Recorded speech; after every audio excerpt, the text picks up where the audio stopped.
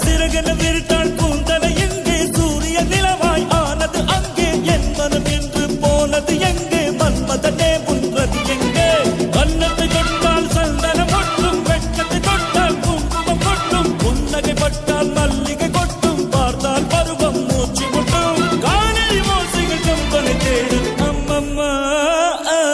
பிக்காசோவின் ஓவியம் ஒன்று பெத்தோவானின் சிம்பனி ஒன்று பெண்ணாய் மாறியதோ அந்த புறத்து மகராணி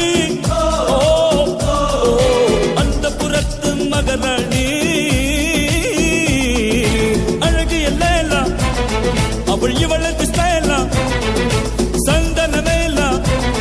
இவள் மன்மத புயலா அடடா